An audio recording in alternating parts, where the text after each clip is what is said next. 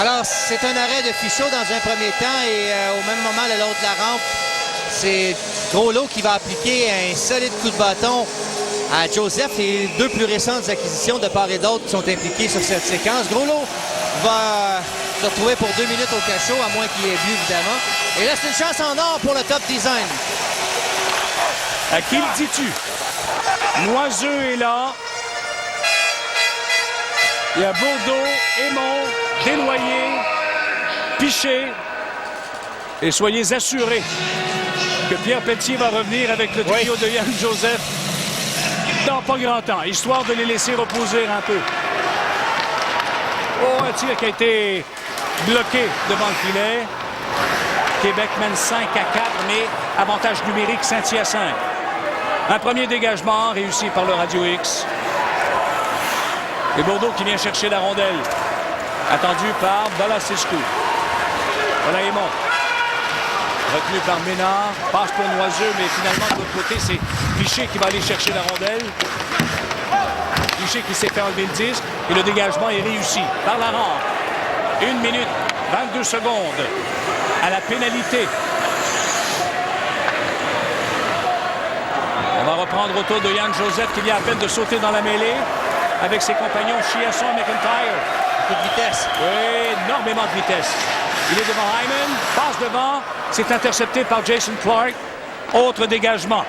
Radio X, 1 minute à la pénalité à Québec.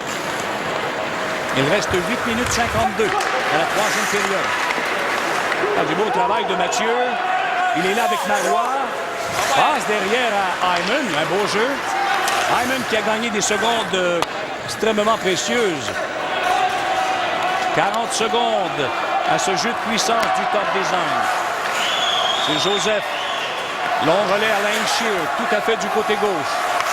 Langshear voit sa passe interceptée par Clark. Dégagement mené par ce même Langshear. Il a remis à Joseph. Vers Langshear.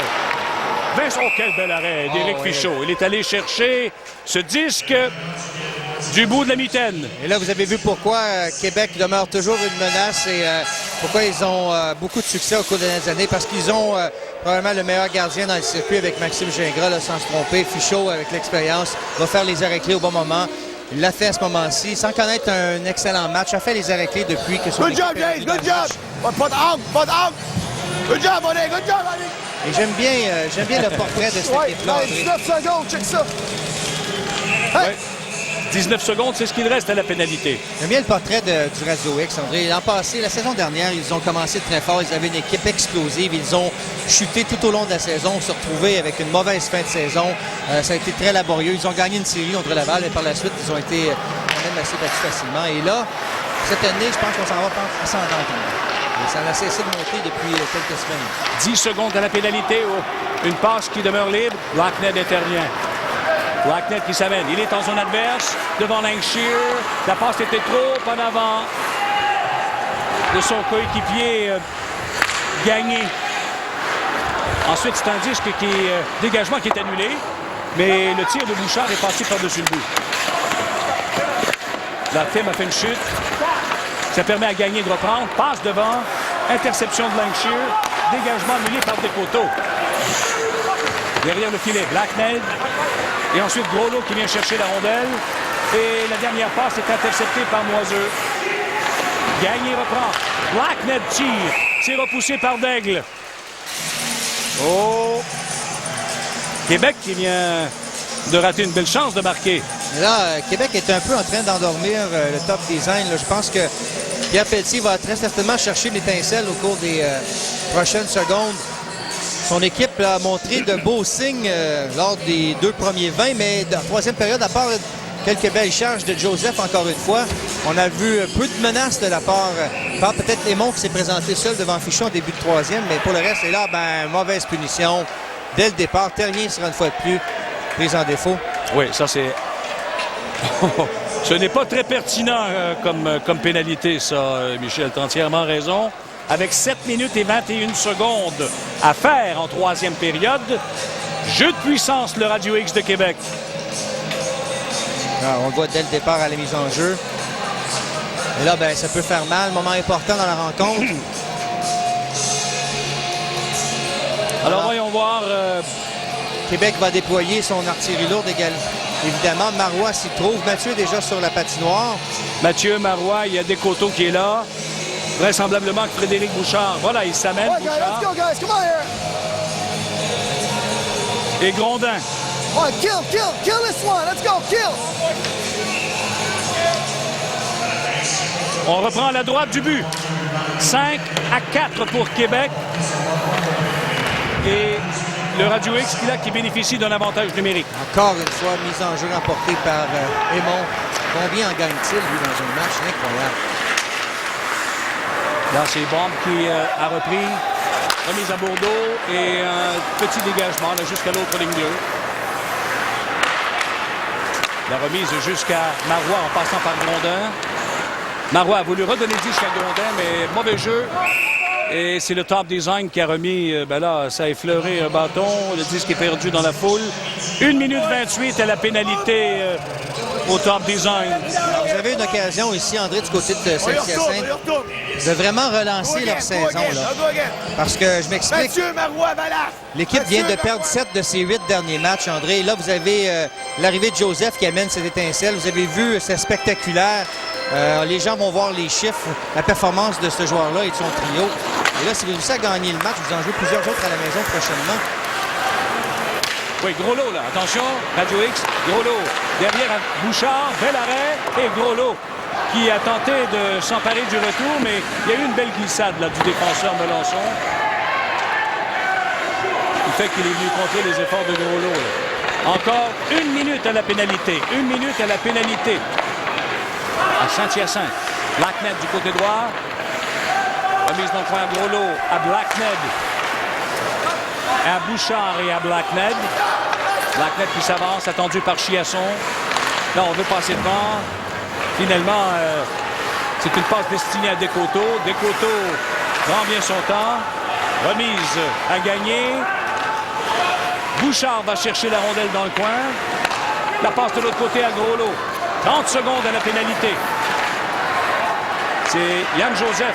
Passe par la rampe que c'est bien passé. Chiasson, un tir bloqué par Fichot. Fichot renvoie le disque au centre. C'est Marois qui récupère. Marois rappelé contre son adverse. Devant Desnoyers. Un tir du revers qui est bloqué. Retour là. Boresescu qui a bien failli surprendre la défensive du Top Design. Bel arrêt de Daigle ensuite. Clark qui s'élance. Son tir est bloqué à la défense par Lancashire. Ah, mais là, j'espère que Lancashire... Attendons voir la décision d'officiel, mais il y avait déjà une première pénalité d'appeler au Radio X. On y reviendra. Vous regardez le hockey de la Ligue nord-américaine à l'antenne de RDS. Vos Nutrigo de Flamingo.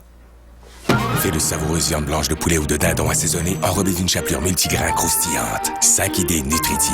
Flamingo, la fête est servie. Quel match enlevant, Pierre! En effet, René, les joueurs se sont barbés durant toute la partie. Les deux équipes ont rasé de compter à quelques reprises. Et rasé de près à part ça. Un match qui se termine heureusement, tout en douceur.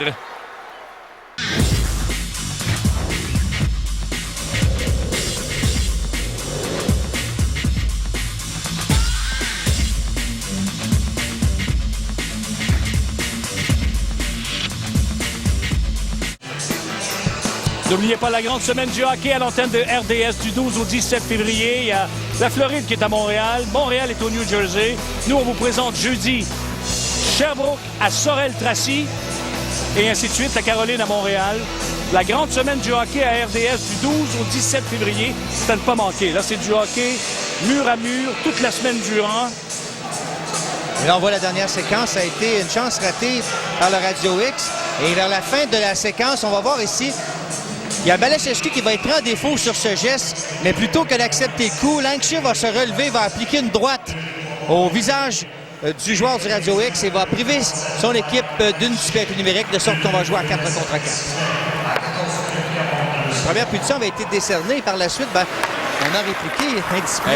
Exact. Ah oui, là, c'est... Mais il y a beaucoup d'espace sur la patinoire. Voyons voir ce qui va se passer. 5-4 Québec. Il reste exactement 5 minutes à la troisième. Radio X là, qui s'échange le disque. Baraga avec une passe qui longe la rampe. Melançon ne peut s'en emparer. Marois le fait. Derrière Hyman, non. C'est finalement récupéré par le top design. On remet en plein centre à Pierre-Luc Desmonts. Desmonts devant Baraga. Il y a une chute ensuite derrière le but. Hyman reprend le disque abandonné et c'est remis à Mathieu. Mathieu à Marois. Marois en retrait pour Hyman. Hyman tire faible, hors cible complètement. Loiseux a vu une ouverture là. On attaque à 4. Loiseux tire. Fichot bloc. 1 minute encore aux pénalités mineures doubles. Avec 4 minutes et 10 secondes à faire en troisième. C'est Loiseux. Il est devant Marois. Son tir est venu de loin. Ça a été bloqué facilement par Fichot. Attaque menée par Frédéric Bouchard maintenant du Radio X. Sa passe est interceptée par Desnoyers. Long relais qui va aboutir finalement en zone du Radio X. Et un tir qui a donné beaucoup de mal à Éric Fichot. Ça provenait du bâton de Dominique Chiasson. Et c'est évident que Daniel Bissonnette savait ce qu'il faisait lorsqu'il échangeait Yann Joseph ici à Saint-Hyacinthe. C'est évident qu'on enlevait quelques points au niveau individuel. Joseph aurait apporté une excellente contribution. Cependant, lorsqu'on regarde ce soir, Sherbrooke a gagné 5-1 contre Saint-Georges, qui est au 3e rang du classement cumulatif. Donc, Sherbrooke, l'arrivée de Brunel va apporter également des dividendes, c'est certain. Et du même coup, Joseph ici a quand même 4 points ce soir, mais son équipe tire de l'arrière. Alors, il faut regarder des fois aussi le niveau collectif. Et Sorel a gagné 7-4 à Trois-Rivières également ce soir. Le classement se resserre encore là, au sommet. Il reste un bon 7 secondes aux pénalités mineures doubles. Tir de Melançon. Oh, Fichot était battu. N'y voyait absolument rien. Dégagement du Radio X. Et c'est Bourdeau qui reprend. Voilà Bourdeau avec une longue passe pour McIntyre. McIntyre tire. Oh, il a raté complètement son lancer. Je pense qu'il aurait voulu y mettre un peu plus de bois là-dessus. Et là, c'est un arrêt de Daigle et pas de retour là-dessus avec 2 minutes 53. On le comprend, là, on va probablement retirer Sylvain Daigle à la faveur d'un 6e attaquant, si, évidemment, Pierre Pelletier le peut. Hein. Alors, si on ne réussit pas à marquer du côté de Saint-Hyacinthe, Pierre Pelletier va sûrement se poser la question suivante. J'ai eu la production offensive de mon premier trio sur laquelle je m'attendais, évidemment, parce qu'on est allé chercher Joseph pour faire produire un peu Chiasson et McIntyre. Ça a été fait, l'objectif est réussi. Il va falloir la contribution d'un peu de tout le monde. Là où on a quelques faiblesses, c'est lorsqu'on arrive au niveau du 3e trio Saint-Hyacinthe. Et c'est évident que les blessures à Gendron et Simon Liberté, ils sont pour quelque chose. Long dégagement. Oui, c'est refusé encore une fois. Au top design avec 2 minutes 41 secondes à faire à la 3e. Sauf que là, André, on ne peut plus bouger, là. On ne peut plus, alors il va falloir se contenter de ce qu'on a au sein de la formation. Comme je vous disais précédemment, on souhaite le retour de Simon Laliberté. On nous dit peut-être 3 semaines. Hey, t'en veux 2, hey, seulement un qui faut check. SPO. Ça marche, c'est bon. Pierre Sévigny, est-ce qu'il va être en forme pour aller à son Tim Horton demain? On sait qu'il est propriétaire d'un restaurant dans la région de Québec. Oui. Ça m'a même passionné par son restaurant, il disait-il avant le début du match. Hein. Je pense qu'il aime plus son job d'entraînement. Ben oui, c'est un gars de hockey. Hein? Tout le monde le connaît. 2 minutes et 19 secondes à faire en 3e période. Lancashire. Lancashire là, qui s'amène au centre. Bon, qu'est-ce qu'on a vu de pas correct? Là, Sévigny n'est pas content parce que lui, il réclamait une punition seulement aux joueurs du top design Desnoyers. Et là, il n'est vraiment pas content, Sévigny. On va perdre un de ses piliers. Gagné se retrouve au banc des punitions. Mais à l'opposé également, Saint-Hyacinthe perd son meilleur défenseur. Alors, je pense qu'on n'est pas trop défavorisé là, de part et d'autre. C'est évident qu'on souhaiterait avoir tous les deux nos joueurs disponibles sur la patinoire. Quand de vous dire également que Sport 30 suivra le reportage de ce soir, notre reportage. Ouais. Et demain, n'oubliez pas, les Sénateurs sont au Centre Bell contre les Canadiens avec Pierre Hoult, Yvon Penneau. Il y a également le bloc plein air dimanche matin à RDS. Toutes de bonnes émissions de plein air, mais Passion plein air à 11h30. Bon, là, il y a 2 minutes à chacune des équipes. On va jouer avec des formations réduites 4 contre 4. Alors, voilà une situation qui peut laisser un avantage au top design en raison de leur grande rapidité, là. On a Joseph et Chiasson qui sont extrêmement rapides sur la patinoire. Pour rien enlever à Marois et à Mathieu, mais tout de même. Et il faudrait songer aussi à retirer Sylvain Daigle, s'il est possible, oui. Alors, je vous récapitule. Québec mène 5-4 devant Saint-Hyacinthe. Il reste un peu moins de 2 minutes à faire à la 3e période. Et vous le voyez, il y a beaucoup d'espace sur la glace et qu'on joue avec des formations réduites. Un joueur d'expérience comme Bourdeau se devait de réussir cette première passe. Chiasson était tout à fait libre, lui, au centre de la glace et avait quelques bons coups de patin. Aurait pu se frayer un chemin entre les 2 défenseurs, mais Bourdeau a tout simplement raté sa passe et le dégagement qui est refusé au top design. Des enjeux importants. Oui, c'était entre Mathieu et Yann Joseph. Yann Joseph est là avec Chiasson et Mathieu est là avec Marois. Oh, beau geste de la part de Mathieu. Fonce vers la zone adverse. La passe à Marois et le tir a été dévié. Et s'en est allé chez les spectateurs, mais Mathieu avait de la difficulté à... Je t'ai pris de me croire, André, que Saint-Hyacinthe s'en tire bien parce qu'on a accroché à 2 reprises Mathieu et ça me semblait fort évident. Il avait pris une bonne distance quand même et il n'est pas content, Mathieu, avec raison, vient de donner un coup de bâton sur la rampe là, et on le comprend parce que là, on aurait pu facilement appeler une infraction là-dessus. On va reprendre dans le cercle à la droite du gardien Sylvain Daigle. Aymon est là à la mise au jeu devant Carl Ménard. 1 minute 22 secondes à faire à la 3e. Oh, Ménard a oublié la rondelle. Il a levé la tête, mais il y avait son coéquipier Bourdeau derrière. Aymon s'amène devant Descoteaux en zone adverse. La passe était derrière Noiseux. Mésentente presque chez les défenseurs du top design. On a retiré Sylvain Daigle. Sylvain Daigle est retiré à la faveur d'un 5e attaquant parce qu'on joue déjà avec des formations réduites 4 contre 4. Et il reste moins d'1 minute. Moins d'1 minute à la 3e période. Dégagement refusé à Québec. 52 secondes. Un mauvais jeu en défensive. Je ne sais pas si c'est Bouchard. Je pense que c'est Bouchard qui a tout simplement envoyé la rondelle à l'autre bout. De sorte que là, on va sûrement appeler un temps d'arrêt du côté de Saint-Hyacinthe. Oui, on attend quelques instants. La question de permettre à Joseph de prendre un second souffle, de même qu'à Chiasson et McIntyre. Pierre Pelletier va gagner le plus de temps possible.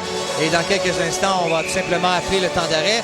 On va essayer d'écouter les 2 entraîneurs et quelle sera la stratégie d'usage pour la circonstance. Voilà qui est fait. On vient de demander le temps d'arrêt. C'est pas facile dans les circonstances. Alors, écoutons les 2 entraîneurs. OK. Yann, va pour le puck. Ça drop en arrière. Chien, même affaire. Mike, you take the middle. Mac, toi, tu vas être affoué, OK? Comme si tu voudrais prendre un one-timer. Tu t'en vas direct au net, OK? Ils sont pas le face-off, tu t'en vas pour checker le but qui est là. Hey, Mike! Mais t'es sûr qu'ils sont le père, là? C'est pas mieux que lui aille là. Moi, je Ouais, peut rimer, ouais, c'est ça. Exactement. Non, on est 5. Après ça, on vient se placer à une box. 5-4, les tirs. Out, my God. OK, shooting lane. C'est ça de même? C'est intéressant de voir les deux entraîneurs qui... Bon, alors, du côté de Saint-Hyacinthe, la réaction a été étonnante et je m'explique. Attendons voir qui va prendre la mise en jeu. J'ose espérer que c'est Aymon qui va prendre la mise en jeu. Et non, on semble la confier à Joseph. Attendons voir. Non, Aymon va prendre la mise en jeu. Joseph a posé la question. Si on perd la mise en jeu, qu'est-ce qu'on fait? Aymon les gagne pratiquement tout. Attendons voir.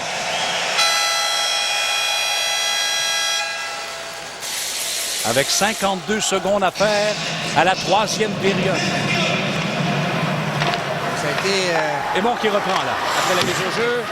Ça passe de main en libre. Groslo va aller chercher la rondelle. Groslo qui est incapable de dégager son territoire. 40 secondes. Voilà Joseph. Passe derrière. À Joseph à nouveau. Joseph hésite. En retrait, McIntyre. McIntyre qui a maille à partir avec Bouchard. Chiasson maintenant. Et c'est Aymon qui vient de rater une belle chance de marquer, mais donnons le crédit à Éric Fichaud. Alors, le dernier temps d'arrêt avait été appelé par Pierre Pelletier. Est-ce que Pierre Sévigny sera tenté, lui, de revoir sa stratégie en défensive qui, lors de la dernière séquence, a fait défaut? Je pense que non. Alors, autre mise en jeu importante, cette fois-ci de l'autre côté de la surface glacée. Et encore une fois, c'est Aymon. Oui. Qui gagne la mise au jeu. Langshear. La passe du côté droit. Joseph. 18 secondes. Oh, le relais de Joseph a été intercepté. Et là, c'est Marois qui a remis en zone adverse pour lui-même. Mais là, il est devancé par Dominique Chiasson. 7 secondes. Ce sera probablement trop tard pour le Top Design. Puisque Aymon tire de loin. Et Fichaud fait l'arrêt. Et c'est terminé. Alors, on proteste du côté de Saint-Hyacinthe et on va même voir Pierre Pelletier qui va voir au tableau indicateur. Elle va voir plutôt le préposé au chronomètre, mais ce qu'on a pu voir, c'est qu'il restait un dixième de seconde. Alors, on n'aurait pas eu le temps de faire grand-chose avec un dixième. Peut-être que vous allez me dire que ça se compte rapidement un filet, mais là, l'officiel, l'arbitre va se présenter au banc du chronométreur. On va aller s'informer de la situation. Alors, si on juge qu'il y avait encore, 2 dixièmes de seconde ou 1 dixième, on va peut-être tenter un tir dès la remise en jeu.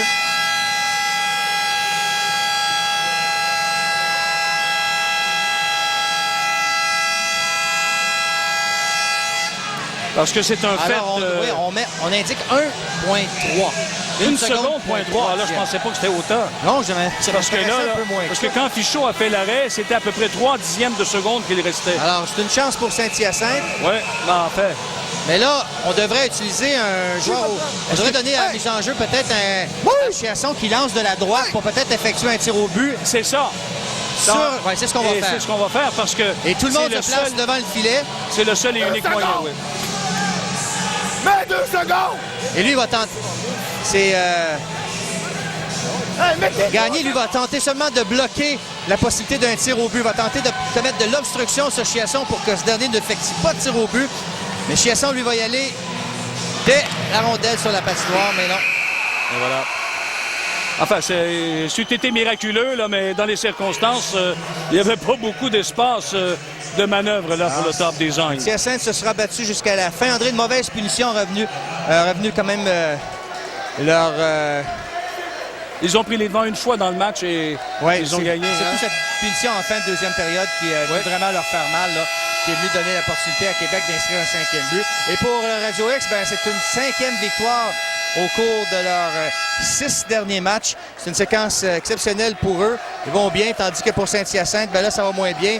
Mais il y a quand même des signes très positifs à la suite du match de ce soir. Alors voici les 3 étoiles Molson Export. Une présentation de Molson Expand depuis 1903. Michel? Alors, la première étoile, même dans une cause perdante, je pense qu'il a brillé. Il a obtenu 4 points. Il a été au centre de tous les attaques ou à peu près du Top Design. Yann Joseph a un début quand même intéressant avec le Top Design. Carl Ménard a le but gagnant. Il a marqué 2 buts au cours de ce match, dont le but gagnant. Il a également bien fait. Nouveau venu également à Québec. Et Ian McIntyre, son trio, il a également obtenu 4 points, marqué 2 buts dans cette cause perdante. Du côté du Top Design.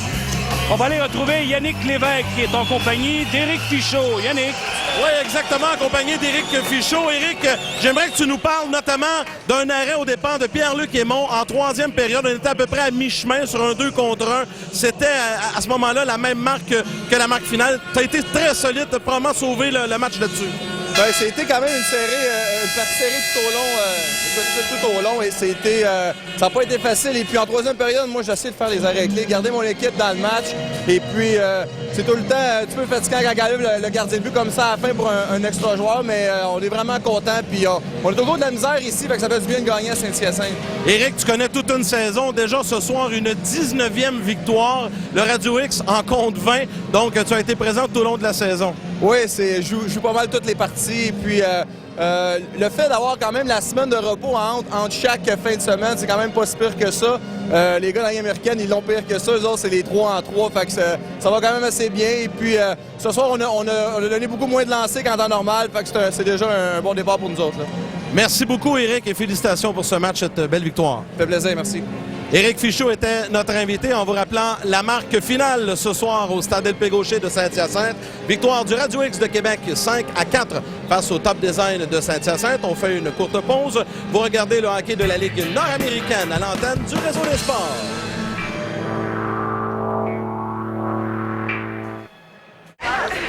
Hey, d'où ça vient, ça?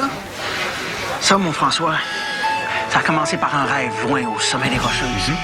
Le rêve d'une bière plus froide, plus fraîche. Et même si aujourd'hui on brasse la Coors Light partout dans le monde, elle est restée fidèle à la recette légendaire qui a su toucher le cœur et la tête de tant d'hommes au fil des générations. OK, je voulais juste savoir d'où venait elle. Oh, la glacière. Ça, c'est une bière froide. Coors Light, partout où ça brasse. Pour les tables et les frigos, les canapés et les plasmas, pour les matelas, les sofas, lits. Germain a toujours les bas prix. Oui, Germain Larivière a toujours des bas prix.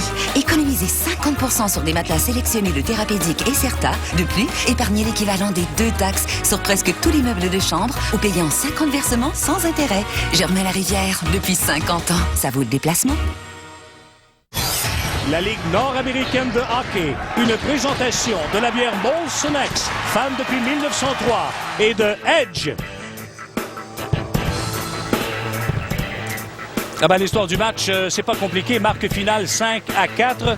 Il y a Ménard, Gagné, Groslo, Blackned qui ont marqué pour Québec. McIntyre, Joseph et Chiasson. McIntyre avec 2 buts. Et les tirs, 28-33. Ça, c'est à la faveur du Top Design de Saint-Hyacinthe. Notre prochain rendez-vous, c'est jeudi prochain dans le cadre de la semaine du hockey à RDS. Le Saint-François de Sherbrooke qui se rendra au Colisée Cardin affronter Sorel-Tracy, le Mission de Sorel-Tracy. Pointage final, Radio X de Québec 5 et Top Design de Saint-Hyacinthe 4. Au nom de toute l'équipe, bonsoir, à la semaine prochaine.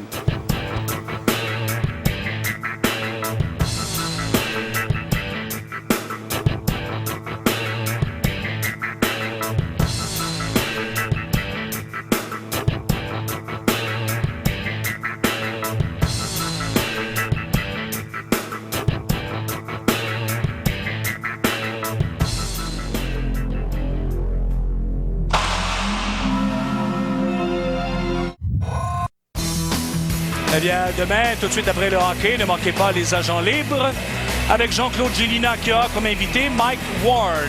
Et ce sera également en reprise après le match de hockey en soirée. Ici, à Trois-Rivières au Colisée, c'est 6-1 pour Thetford Mines devant le Caron Aiguë de Trois-Rivières. Et pour ceux qui viendraient de se joindre à nous, rappelons que l'équipe a été acquise aujourd'hui par Alain Gué et Léo Guy Morissette. Oh, il y a eu une attaque dangereuse. Là, un combat qui s'engage. Paquette.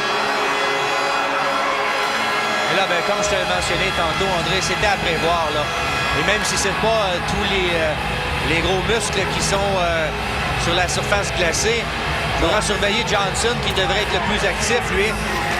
Les autres joueurs sur la glace n'ont pas vraiment l'habitude de jeter les gants. Là. Et c'est une série de coups après le sifflet Bansner est également sur la glace, il faudra le surveiller lui aussi.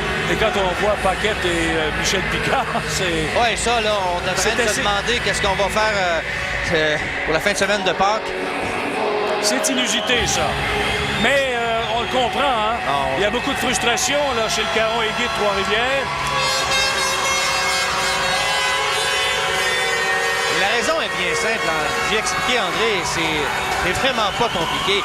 Il reste encore comme joueur qui jette régulièrement les gants, comme bagarreur, comme trouble-fête, appelez comme vous voulez. Il reste Bansner d'un côté. Il y a également Dan Tice qui est également dans le match. De l'autre côté, il y a toujours Duplain, il y a Roy. Alors, tant que ces bonhommes-là vont être sur la glace, dès qu'il y en a un qui est là et que tout l'artillerie lourde n'est pas là de part et d'autre, il va y avoir des situations de chamaillage comme celle-ci, des mises en échec, des coups vicieux. Mais si ces hommes forts-là jetaient les gants un contre l'autre, tout le monde se retrouverait à la chambre et par la suite, on compléterait le match en jouant au hockey. Mais du côté du ProLab, on semble refuser catégoriquement qu'il y ait des combats entre ces hommes forts d'ici la fin du match. Et là, dans un match de 6-1, il n'y a pas raison de risquer des blessures, André. Absolument. Là, on sait qu'on a quand même beaucoup de pentes importantes à remonter là, pour s'assurer une position convenable en vue des séries éliminatoires. Alors, c'est pas l'intérêt d'aucune des équipes ce soir à jouer sa saison-là. Peut-être... vous savez, André, on est à la recherche de ce homme fort dans les deux clans. Alors, il ne faudrait pas en perdre un ce soir là, dans un match qui ne veut plus rien dire non plus.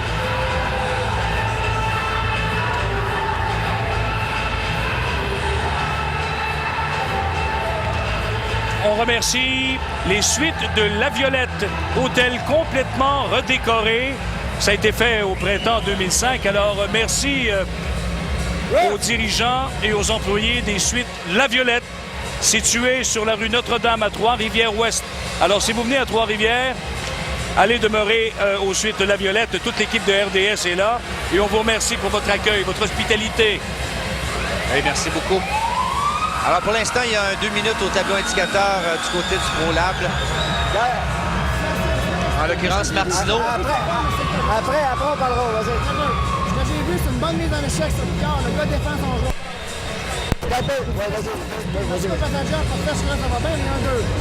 Après ça, j'ai Picard et l'autre qui ont une chacun. J'ai une bataille avec Johnson avec le gars Bessner au bord. Là, t'as un 2 de plus parce que le gars a commencé tout. C'est Martineau qui défend Picard. Là, le grain, là, oui. Avec ce calice de ligue de malade, là, de calice de fou, là, Picard, là, le gars, là, il fait monter la ligue. Bon, là, il y a un entraîneur, même s'il est gagnant, même s'il mène 6-1, n'est pas du tout satisfait de la décision de l'arbitre Richard Provost. Ce qui n'est pas content présentement et ce qu'il semble de plaider Poudrier, oui, c'est que... Embarrassé. Un peu embarrassé, en français. Fier de ce qui se passe, là. Là, présentement, on joue juste du temps, là. C'est comme quand on travaille, on a hâte à 5 heures. Pour nous autres, pour la foule, pour le propriétaire. Ça vous tente de jouer une game de 7 minutes, tout ce que vous avez. Le reste, on s'en calique. OK? Hey, notre système, on sait c'est quoi? On ne triche pas dans notre système. 100% d'intensité, puis on se tient ensemble. Tout le temps. 7 minutes. On a une game de 6-47. C'est rien que ça qui compte. 0-0. OK? On la fait-tu? Ensemble, tout le monde? On prend des bonnes habitudes de travail. Let's go! Ah, ben, très bon. Ça, c'est... Voilà un beau message. Oui. Il reste 6 minutes 47. On oublie tout. C'est comme si c'était 0-0 pour la foule et les nouveaux propriétaires. On donne ce qu'on a. Et on pourrait ajouter pour les gens à la maison également. Mais je pense que ça va faire plaisir ça, aller au Guy Morissette qui entend un discours comme cela parce que c'est déjà arrivé, André, dans le passé, plusieurs entraîneurs, lorsque tu sais de l'arrière par 5 buts en fin de match, s'il brasse camarade jusqu'à la fin de la rencontre. Oui, parce qu'on veut dire à l'adversaire qu'on n'est pas mort, qu'on est toujours là, puis pour le prochain match... on n'a pas besoin de le faire à ce moment-là, parce qu'ils ont gagné Trois-Rivières pour la majorité de leur combat ce soir. Là, on a bien vu qu'ils avaient l'avantage à ce niveau-là. Remarque que pour Trois-Rivières, par contre, ils ne joueront pas toujours contre le ProLab. C'est la raison pour laquelle les deux équipes ont du travail à faire avant la date de lundi, mais quand même... il faut quand même louanger le dernier discours. Et on va voir, ça va être intéressant de voir si les joueurs vont répondre. On dit qu'on l'aime beaucoup, l'entraîneur. Alors là, on a une occasion de bien le faire paraître, André. Ou à l'inverse, pense que c'est là qu'on va avoir peut-être une partie de la réponse. Quoi qu'il en soit, lui, Poudrier plaidait le fait que on veut surtout pas qu'on s'en prenne à Michel Picard, et avec raison. Alors, c'est avantage numérique pour le Caron-Aigué de Trois-Rivières. Voyons voir ce que les joueurs du Caron-Aigué vont donner comme performance à leur entraîneur, qui leur a demandé de s'appliquer en cette fin de match. J'ai bien aimé la comparaison. On a hâte qu'il arrive 5 heures.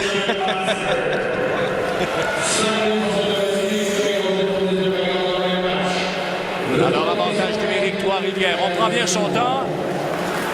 Voilà une remise du côté droit. C'est Rodier qui remet profondément. Bess n'est pas tellement loin. La passe ensuite vers Rodier. Éric Lavigne est intervenu. Il a empêché Rodier de s'emparer du disque. Voilà la passe à Langdon du côté gauche. Derrière à Bess. Fin de tir. Il redonne le disque à Langdon. En retrait pour Rodier qui prend bien son temps. La remise près du but. Et Langdon qui a frappé dans le vide. Voilà Langdon qui reprend. De l'autre côté pour Rodier. Derrière à la chance. La chance qui remet du côté droit à Rodier à nouveau. Tire de la chance. C'est repoussé. Et voilà ensuite le but.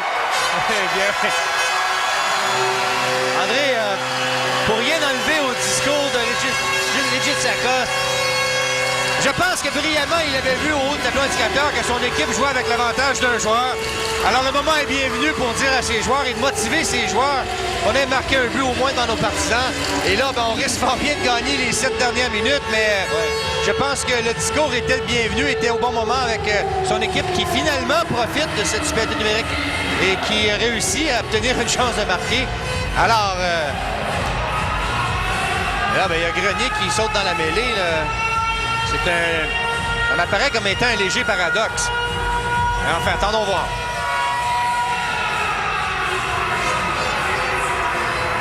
Alors, c'est Langdon qui marque le deuxième but du Caron-Aigué avec 5 minutes 19 secondes à faire à la rencontre.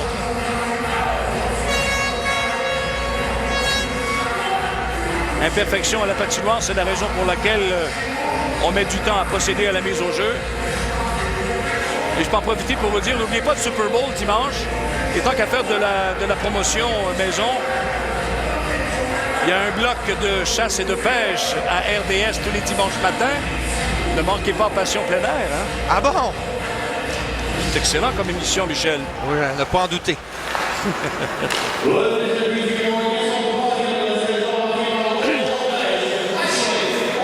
Alors, 6-2. Oh! Là, c'est Poirier avec un tir qui a été bloqué à la défense. Un autre lancé. Bloqué par Frédéric Deschaines. Et pas de retour là-dessus. Vous écoutez le hockey de la Ligue nord-américaine à l'antenne de RDS.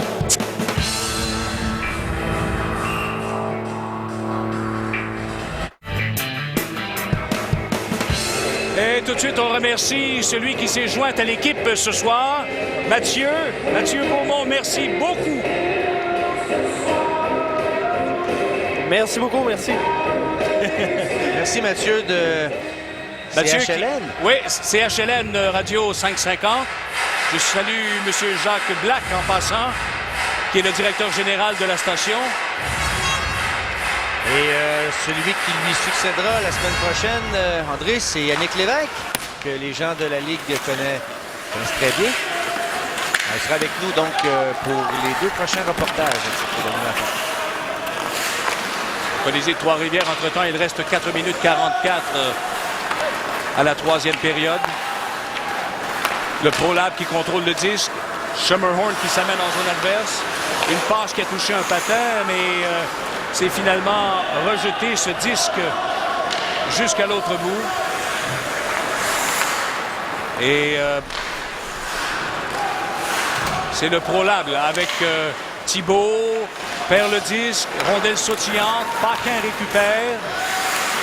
Là, cherche quelqu'un qui fait la passe, mais il y a seulement Schermerhorn qui est devant le filet. Il y avait des changements d'annoncés par l'entraîneur Poudrier. La chance avec une passe ensuite pour Tice. Rodier de sauter dans la mêlée. Rodier qui s'amène en zone adverse. On lui a fait perdre la rondelle et c'est repris par Éric Lavigne. Voilà maintenant une attaque qui sera orchestrée par Martineau avec une longue passe. C'est un relais qui est passé derrière Yves, non pas Yves, mais Kevin Abel. André, permets-moi de mentionner également, puis on se doit également de lui lever notre chapeau, Claude Abel, le directeur général des Summon Chiefs de Saint-Jean, qui, soit dit en passant, nous informe mieux que presque tous ses homologues dans le circuit. Nous a informé aujourd'hui de l'arrivée de François Leroux. Ben là, Saint-Jean, qui a des vues bien précises sur le titre de la Coupe Futura cette saison, vient de mettre sous contrat, il y a quelques instants, l'attaquant Mark Wolf, joueur de format de gabarit plutôt petit, mais très spectaculaire. Les gens qui ont assisté à des matchs de Ligue nord-américaine la saison dernière s'en souviendront, dis-je bien. Un attaquant, un joueur de centre offensif, spectaculaire, rapide, un peu dans le même moule que Jason Groslo qui est signé aujourd'hui avec Québec. Donc, autre importante acquisition du côté de Saint-Jean.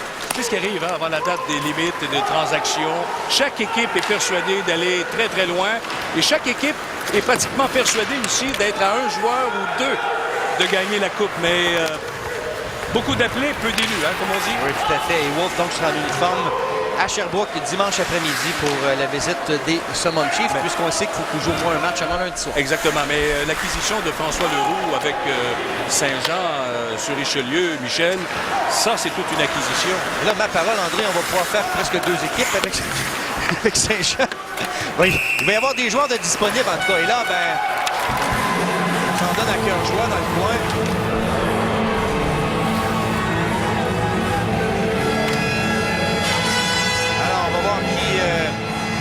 Est impliqué, d'où on est situé présentement, et c'est difficile à identifier les numéros. Allons voir.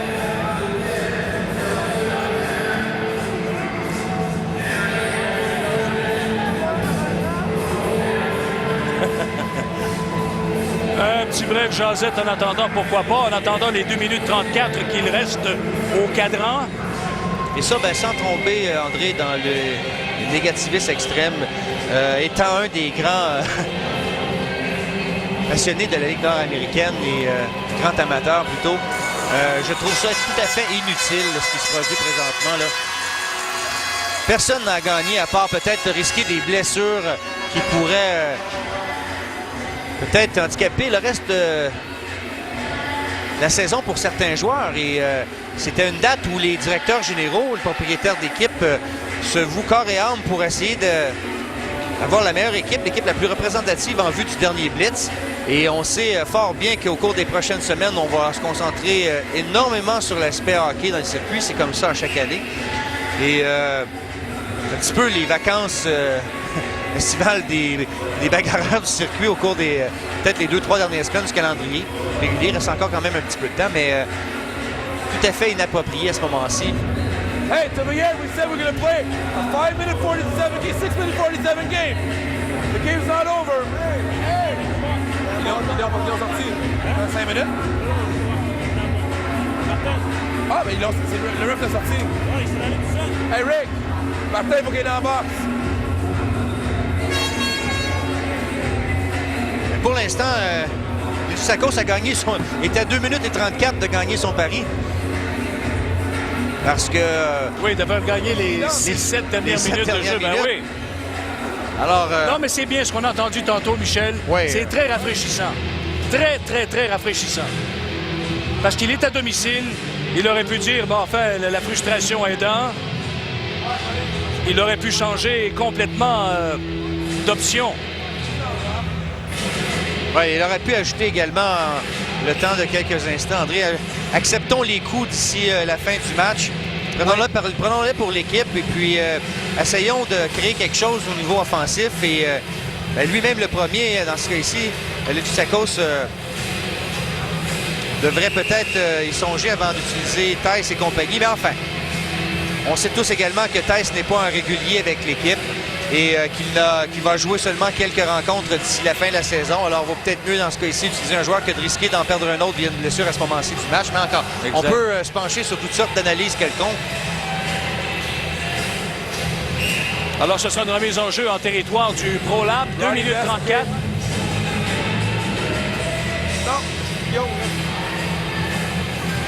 Une supériorité numérique 0-7 ce soir. Oui, mais ils ont marqué un but en désavantage numérique. Et ça a été... Oui, ça a changé le vent de... Oui, absolument. Oh! Là, c'est une passe qu'on avait là du bout du bâton. C'est la joie qui a pu toucher à cette rondelle, mais du bout du bâton. Il n'y avait aucun jeu possible là-dessus. Une attaque du ProLab, mais on le conçoit, ça se fait prudemment. Hamel vers Schermerhorn et un tir frappé de Desruisseaux qui est passé par-dessus le but. Voilà une autre passe devant, ça a été intercepté partiellement. Ah, beau jeu de la part de... Un tir qui est bloqué par le gardien. Je ne sais pas s'il a vu la rondelle. Finalement, c'est Massy. La remise derrière à Desruisseaux. Passe qui a dévié sur une jambière. Hamel reprend. Remise derrière pour Paquin. À Schermerhorn devant. Hamel qui s'est essayé. Là, c'est au tour de Massy. Il remet derrière à Paquin. Paquin, un tir. On a fait dévier. Un autre lancé bloqué. Et la rondelle est maintenue en territoire du Caron-Égée. Voilà Desruisseaux. Et le tir et le but. Alors, on le sentait venir, André. 7-2. Oui, on contrôlait la rondelle admirablement bien. Et là, en plus de jouer en infériorité numérique, il y a un joueur qui avait perdu son bâton. Oui, c'est le numéro 18, Champagne, qui n'avait plus de bâton. Donc, on jouait conséquemment à 5 contre 3. Et encore une fois, par contre, Jonathan Caillé va s'en vouloir parce qu'il n'y avait personne devant lui comme écran. Et c'est un lancer précis, cependant, du côté le plus rapproché. Alors, c'est 7-2 et... T'as raison. Et là, ben, je m'étonne étrangement la réaction de Poudrier. Là, on voit Duplain dans la mêlée, Roy, et ils ont refusé les invitations tout au long de la troisième période. Et là, on leur demande de sauter dans la mêlée.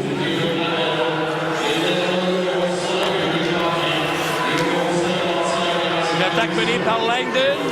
Et sa passe arrière a été prévue par l'adversaire. C'est Carpentier, là, 2 contre 1 avec Lavigne. Oh, Lavigne a dû se retourner pour recevoir la passe. Inconfortable qu'il était, devait travailler du côté revers. 44 secondes à faire au match. Tir de loin, c'est bloqué par le gardien.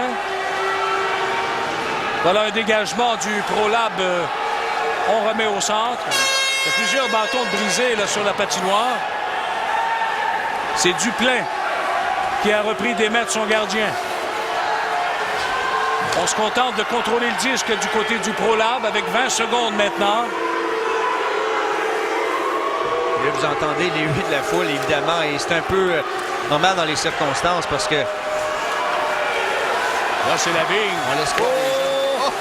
Un arrêt, mais ensuite, il a perdu le retour complètement.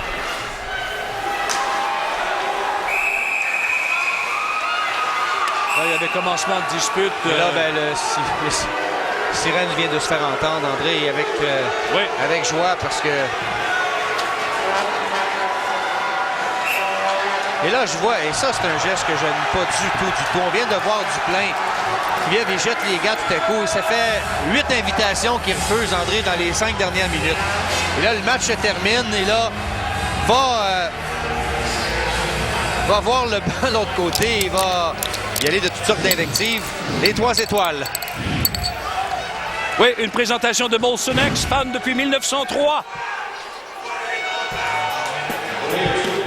Je te laisse annoncer les étoiles. Oui, bien, Éric Lavigne, le défenseur offensif, le quart arrière du ProLab, qui a joué un excellent match, a appuyé l'attaque et a surtout été là au bon moment en début de match.